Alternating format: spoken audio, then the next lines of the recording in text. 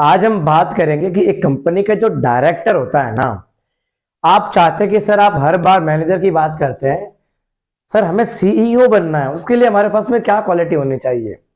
हमें कंपनी का डायरेक्टर बनना है, उसके लिए हमारे पास में क्या स्किल्ड, हमारे पास क्या गुण होने चाहिए? तो आज हम इसी टॉपिक पे बात करेंगे, तो चैनल को सब्सक्राइब करना ना भूल और वीडियो को एंड तक जरूर देखें। एक सीईओ के लिए और एक डायरेक्टर के लिए भी बहुत कुछ लोगों से अलग आप में होना चाहिए, तभी तो आपको उस सीईओ की पोस्ट मिलेगी, तभी तो आप डायरेक्टर हैं। ऐसे किसी हर व्यक्ति को उठा के डायरेक्टर नहीं बना सकते हैं। डायरेक्टर का मतलब एक बहुत बड़ी रेप्यूटेड पोजीशन होती है, जिसके ऊपर बहुत सारी जवाबदारियां होती हैं। पहला पॉइंट अगर जो है वो आप में होना चाहिए, वो है आपके ऊपर का अपना नियंत्रण। डायरेक्टर की पहली क्वालिटी कि उसके अंदर अपने आप के ऊपर कितना नियंत्रण है, क्योंकि कंपनी के अंदर हर वक्त अच्छा समय नहीं आता है। कंपनी कई बार बहुत ही बुरे दौर से गुजर रही होती है। कंपनी में वही कई बार बहुत अच्छी खुशियों का समय होता है, और कई बार कंपनी में इतनी भयंकर इमरजेंसी आ जाती है कि ऐसे में आपका अपने ऊपर नियंत्रण कितना है, आप कितना अपने आप को बैलेंस करके चलते हैं, आपके फैसले कितने बैलेंस तरीके से होते हैं, ये आपको सीखना पड़ेगा। दूसरा, कंपनी की अगर हम बात करें तो आपको कंपनी के अंदर अविचलित रहना है। छोटी छोटी बातों से आप डिस्टर्ब हो जाते हैं तो आप डायरेक्टर नहीं बन सकते। आपको कंपनी के अंदर बिना डरे, तो हीरे की तरह आपके काम को लोग प्रोग्रेसिवली ट्रैक करते हैं, देखते कि हाँ यार ये बंदा बहुत तेज है, ये बंदा बहुत सही, इसे अपनी कंपनी में मिला लेते हैं। तो डायरेक्टर होने के नाते आपको ऐसे कई सारे ऑफर्स आएंगे, पर अगर आप विचलित हो गए, आप ऑफर को देके यार इतना मुझे यहाँ 1 करोड़ मिलता है और मुझे 10 करोड़ का ऑफर मिल रही है, मैं वहां चला जाता हूं। जाना बुरी बात नहीं है, ऑफर एक्सेप्ट करना बुरी बात नहीं है।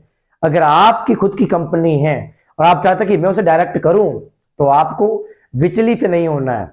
अगर आप एग्जाम्पल जाना चाहते हैं तो मैं सल्यूट करता हूं अपने एजुकेशन इंडस्ट्री के महान नायक अलक पांडे सर का। अलक पांडे सर की अगर हम एग्जाम्पल को यहाँ बहुत सटीक बैठेगा कि उस बंदे ने इतने ऑफर मिले, छोटे लेवल से ऑफर चालू हुए और बहुत कई करोड़ तक ऑफर चले गए, फिर भी वो व्यक्ति, वो सर बिल्कुल डेविएट नहीं हुए, वो घबराए नहीं। इसे बोलते हैं डिटर्मिनेशन। वो विचलित नहीं हुए, क्योंकि इस स्टेज में लोगों को बहुत सारे ऑफर मिलेंगे और वो ऑफर को लेकर अपने आप को विचलित कर देते हैं। ये ऑफर ये दीर्घकालिक नहीं होते हैं साहब, ये ऑफर सिर्फ अल्पकालिक होते हैं, थोड़े समय बाद आपको वहां से भगा दिया जाएगा। तो क्या बोला मैं?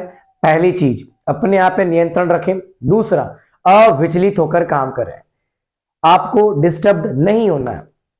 तीसरा, आपके अपने कंपनी के स्वार्थ को और अपने पर्सनल स्वार्थ को, दोनों को अलग करके रखें। आपके निजी जीवन की पर्सनल प्रॉब्लम को कंपनी में शामिल ना करें और कंपनी की पर्सनल प्रॉब्लम को अपने जीवन में शामिल ना करें, नहीं तो आप खिचड़ी बन जाएंगे, आप उलझ जाएंगे, न तो आप घर पे सुकून से रह पाएंगे, ना ऑफिस में ढंग से काम कर पाएंगे। इसलिए दोनों को अलग रखें।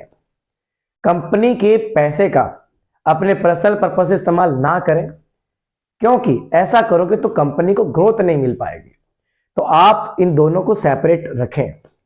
चौथा, आपकी कंपनी में आपके द्वारा लिए गए फैसले, क्योंकि आपके फैसले से ही बहुत लोग प्रभावित होंगे, आपके कर्मचारी प्रभावित होगी, पूरी कंपनी प्रभावित होगी, पूरा समाज प्रभावित होगा अगर आप एक बहुत बड़ी कंपनी है तो आपके फैसले जो है बहुत सही तरीके से होने चाहिए कि आप जो फैसले लेते हैं ना, आपके ऊपर किसी सरकार का दबाव ना हो, आप किसी के दबाव में आकर फैसले ना लें कि बोर्ड मीटिंग ने दबाव बनाया आपने फैसले ले लिए, बिल्कुल नहीं।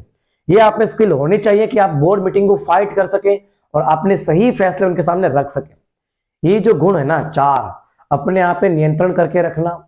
दूसरा, अपने और कंपनी के स्वार्थ को अलग करके रखना। तीसरा, किसी भी सिचुएशन में अपने आप को विचलित नहीं होने देना। चौथा, स्ट्रॉन्ग डिसीजन लेना। ये अगर आप में स्किल है ना, साफ आप अपने खुद की कंपनी के डायरेक्टर बन सकते हैं या फिर किसी विशेष और बहुत बड़ी कंपनी के आप सीईओ बन सकते हैं। इसी प्रकार के इंटरेस्टिंग और बहुत ही इंपॉर्टेंट और बहुत ही अमेजिंग वीडियो के लिए चैनल को लाइक करें, शेयर कर, सब्सक्राइब करना ना भूलें। जय हिंद, जय भारत।